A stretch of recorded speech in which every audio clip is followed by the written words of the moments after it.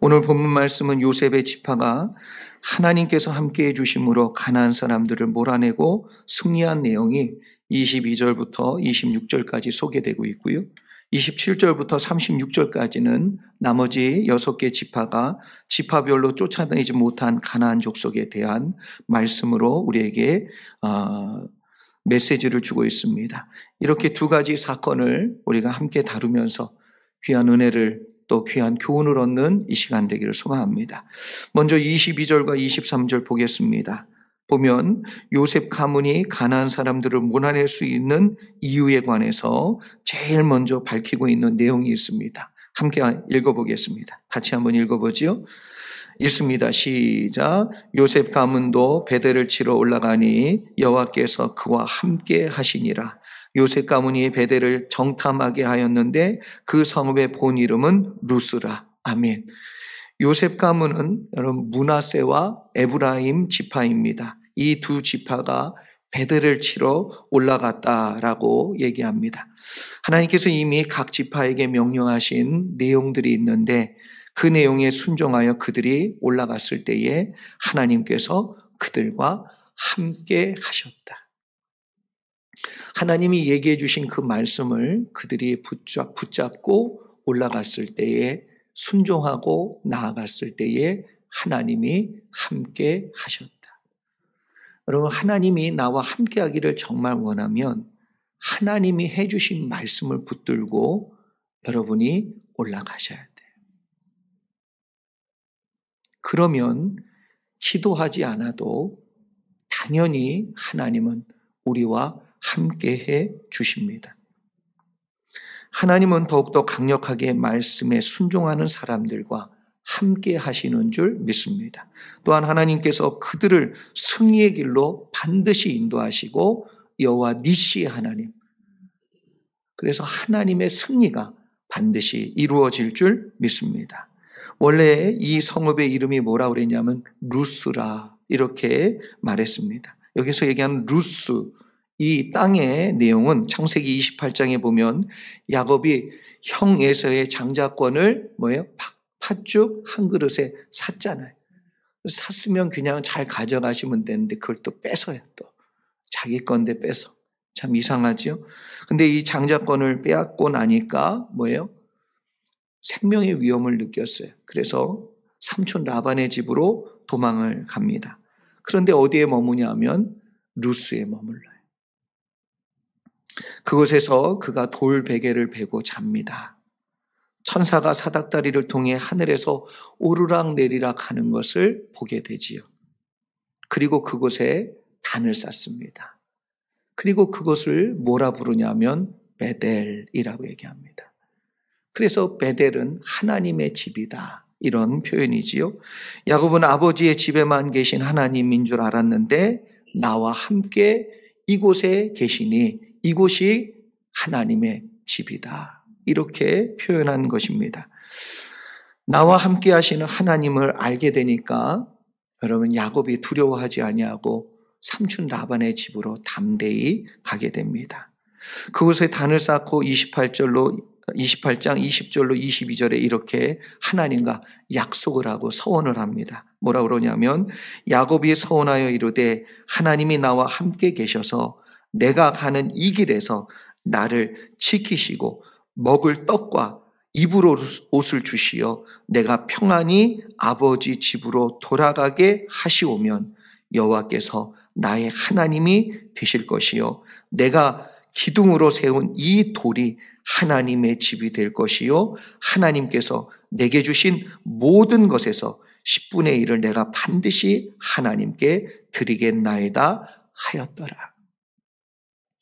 이곳이 하나님의 집이 될 것이고 이곳에서 하나님이 나를 살리실 것이고 먹이실 것이고 입히실 것이라는 약속을 합니다.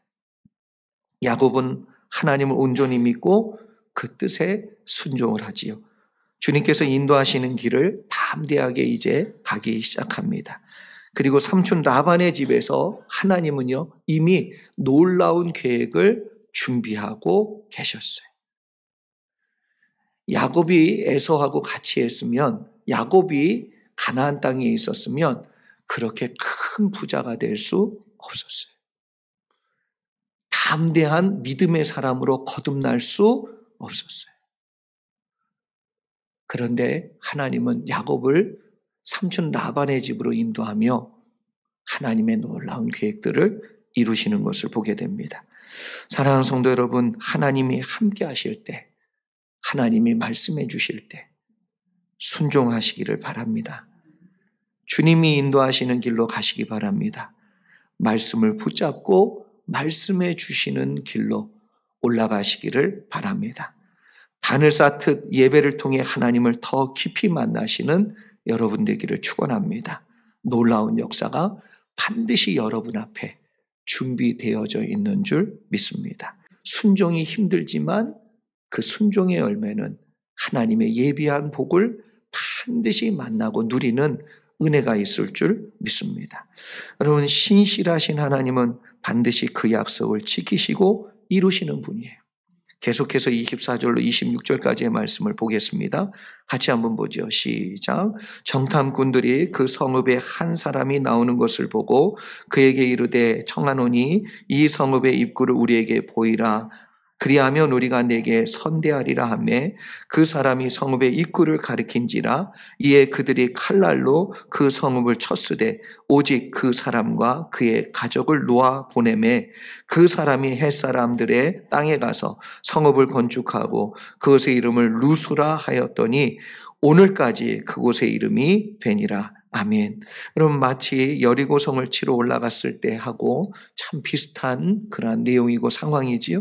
정탐꾼들이 성읍에 올라갈 때에 그 입구에서 어디인지 살피고 있었습니다. 그때 성에서 어떤 사람, 이름이 밝혀지지 않은 어떤 한 사람이 나왔을 때에 그에게 성의 입구가 어디냐라고 물었습니다. 그리고 뭐라 그랬냐면 네가 알려주면 우리가 선대하겠노라. 그래서 여기 므낫세 지파와 에브라임 지파가 선대를 합니다. 여기서 말하는 선대한다는 이 말이 뭐냐면 헤세드예요. 히브리 말로 헤세드, 선대하다. 헤세드는 언약으로 맺어진 신실한 약속을 뜻하는 말입니다. 므낫세 지파와 에브라임 지파는요, 약속을 지켰습니다. 이 약속은 하나님과의 약속과 동일한 표현입니다.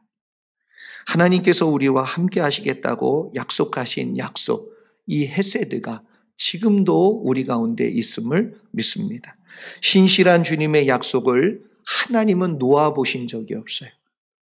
우리가 붙잡고 있다면 하나님은 반드시 그 약속을 신실하게 이루실 줄 믿습니다. 므낫세 지파가 그 성을 치고 빼앗을 때 그 신실한 약속을 지켰어요. 선대했어요. 그래서 다른 사람은 다 죽었는데 그 가족만은 살았어요. 무엇 때문에 그렇습니까? 그 약속을 지켰기 때문에 그래요. 붙잡았기 때문에 그렇습니다. 여리고성을 칠 때도 신실한 약속을 믿은 기생 라합은 붉은 줄을 자기 집 창틀에 달았어요. 다른 거 한 거 없어요. 그걸 믿고 그걸 달았어요. 그 약속을 믿고 단 여러분 기생 라합의 집만 안전하고 여리고성 모두가 다 멸망받았어요. 출애굽할 때도 하나님의 신실한 약속은 동일했습니다. 하나님은 문설주와 문지방의 양의 피를 바른 집은 죽음이 넘어간다는 약속을 주셨어요. 그 약속을 믿은 이스라엘 백성이나 애굽 사람도 저는 동일하게 그 죽음이 넘어간 줄 믿습니다. 약속은 헤세드예요. 여러분, 이 신실한 약속을 여러분이 붙들고 믿을 때 하나님은 그 약속을 반드시 이루실 줄 믿습니다. 그래서 신실하신 하나님께서 함께 하실 때 그 약속을 붙들고 순종하면 하나님은 이루실 것이요 그 신실하신 은혜를 우리에게 반드시 보여주실 줄 믿습니다. 여러분, 이 약속의 말씀을 붙잡고 믿음으로 싸워 승리하시기를 소망합니다. 하나님께서 반드시 여러분과 함께 하실 줄 믿습니다. 계속해서 27절로 28절 말씀 같이 보지요. 같이 읽습니다. 시작. 므낫세가 베스안과 그의 딸린 마을들의 주민과 다아낙과 그의 딸린 마을들의 주민과 돌과 그의 딸린 마을들의 주민과 이블로암과 그의 딸린 마을들의 주민과 무기또와 그의 딸린 마을들의 주민들을 쫓아내지 못하매 가나안 족속이 결심하고 그 땅에 거주하였더니 이스라엘이 강성한 후에야 가나안 족속에게 노역을 시켰고 다 쫓아내지 아니하였더라. 아멘.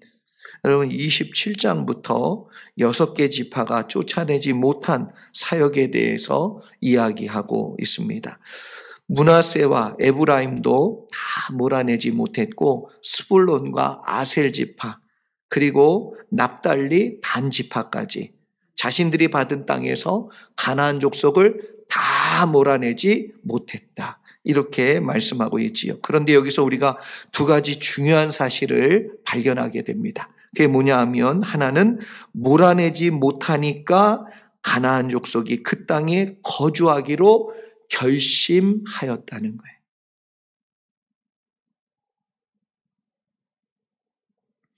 다 몰아내지 못하니까 이제는 어떻게 결심했다고요? 안 나가기로 결심을 했다는 거예요. 서두에 말씀드린 이 형을 죽인 경찰을 용서한 브렌트진 이 이야기를 생각하면서 곰곰이 묵상해 보았습니다. 18살밖에 되지 않은 이 청년이 과연 이 일을 어떻게 할 수 있었을까? 만약 이 브렌트진이요 용서하겠다는 것에 초점을 두고 마음을 움직이려고 했다면 아마 못했을 거예요.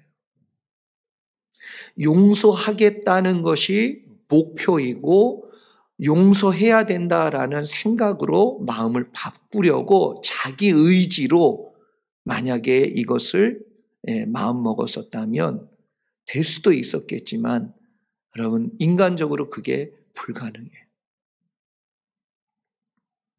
그러나 브렌트진이 말한 것처럼 하나님께서도 그렇게 하셨을 것이다. 그러니까 자기 의지가 아니라 하나님의 뜻에 팔로우 했다는 거예요. 하나님의 뜻을 팔로우 하니까 자기가 할 수 있는 일이 아닌 일인데 이걸 해낼 수가 있었다는 거예요.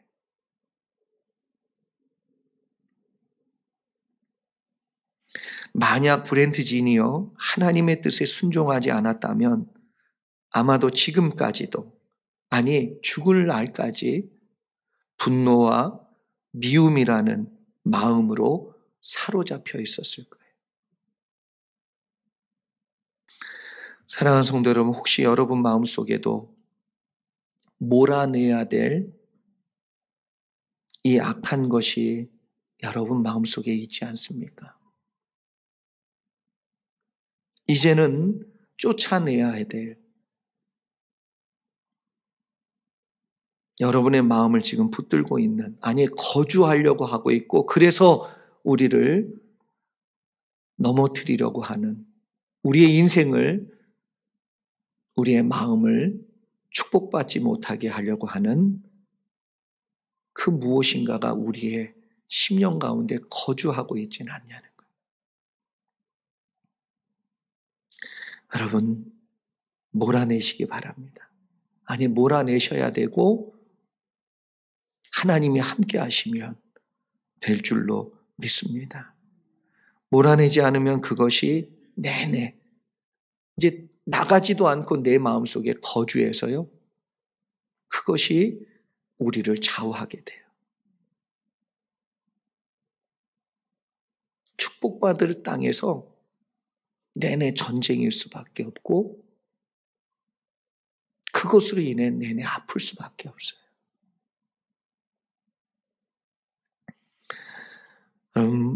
몰아내지 못했다는 것은 하나님 말씀에 온전히 순종하지 못한 결과입니다.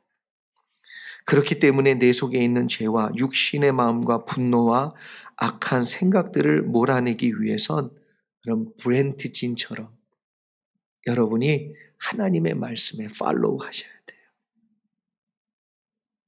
하나님의 말씀을 쫓아가셔야 되고 믿고 올라가셔야 돼요. 말씀에 순종하는 순간순간 우리의 마음속에 자리 잡고 있는 이 악한 것이 쫓겨날 줄 믿습니다. 쫓겨나야 여러분 안에 하나님의 나라가 이루어지고 여러분을 통해 하나님께서 예비하신 놀랍고 그리고 큰 복이 반드시 보여지게 될 줄 믿습니다.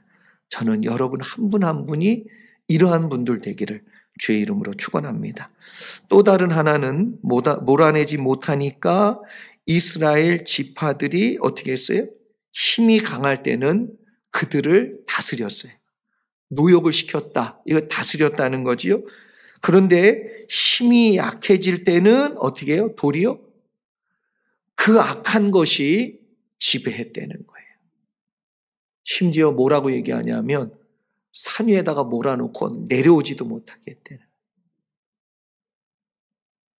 내 땅인데, 내가 약속으로 받은 땅인데, 축복의 땅인데 거기에 갇혀서 누리지를 못하는 거예요. 34절로 35절 말씀 함께 읽어보겠습니다. 같이 읽지요? 시작. 아모리 족속이 단 자손을 산지로 몰아놓고 골짜기에 내려오기를 용납하지 아니하였으며 결심하고 헤레스 산과 아알론과 사알빔에 거주하였더니 요셉의 가문의 힘이 강성함에 아모리 족속이 마침내는 노역을 하였으며. 아멘. 이스라엘이 힘이 있을 때는요, 아모리 사람들을 다스리고 그들을 눌렀어요. 이길 수 있었어요. 그런데 힘이 약할 때는 전혀 그들을 다스릴 수 없었기 때문에 도리어 그들이 지배하고 그들이 다스리는 대로 끌려다니게 되었다는 것입니다. 여러분, 사도 바울의 고백처럼 우리 믿는 사람들은요, 우리 마음속에 두 마음이 싸웁니다.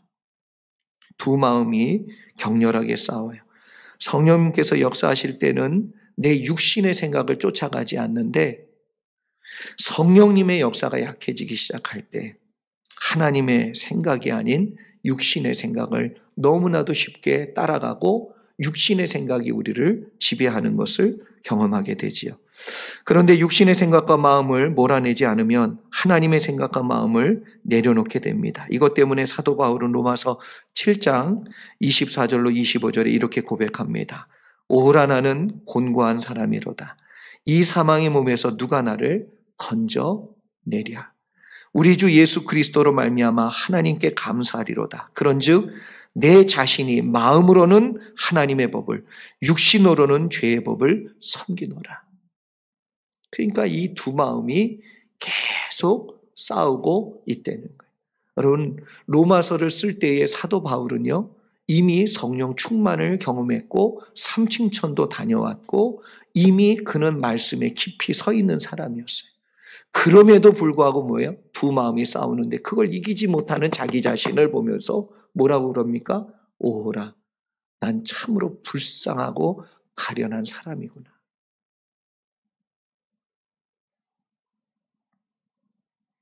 사랑하는 성도 여러분, 사도 바울은 오호라 공고한 사람이라고 고백한 뒤에 8장 1절과 2절에 이렇게 또 말합니다.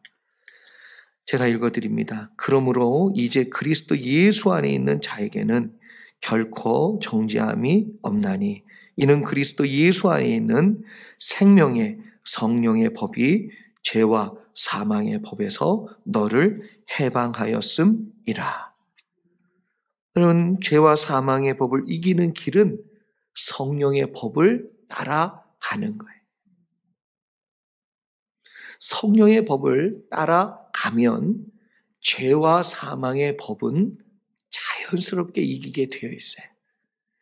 우리가 죄와 싸우는 게 아니고 하나님을 붙잡는 거예요. 죄와 멀어지는 게 아니고 하나님과 가까워지는 거예요.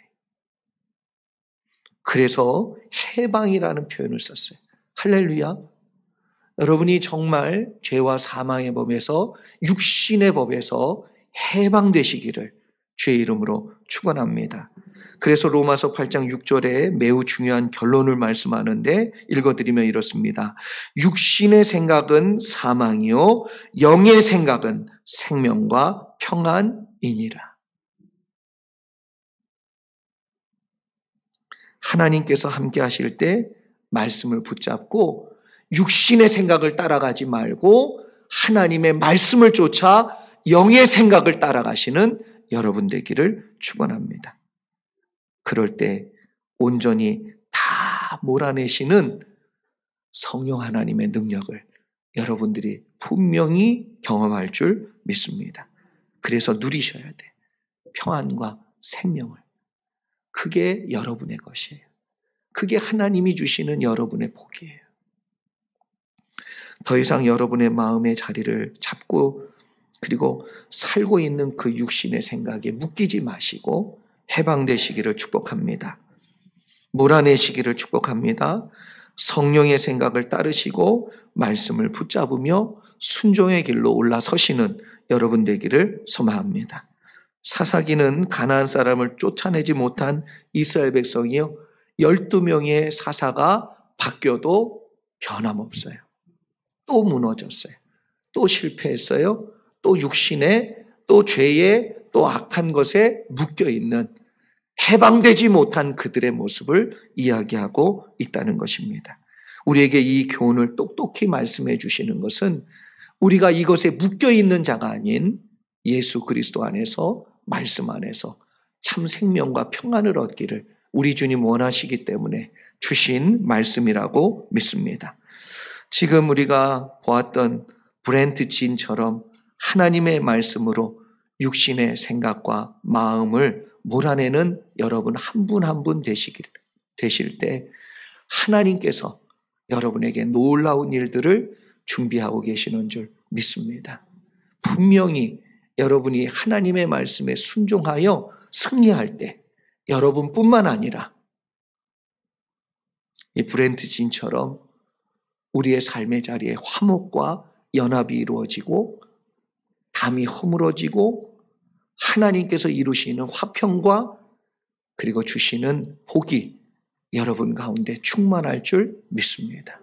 이것을 오늘 다 내려놓고 마음속에 있는 걸 말씀을 통해 몰아내시고 모든 분들 마음속에 충만히 임하기를 주의 이름으로 축원합니다. 기도하겠습니다.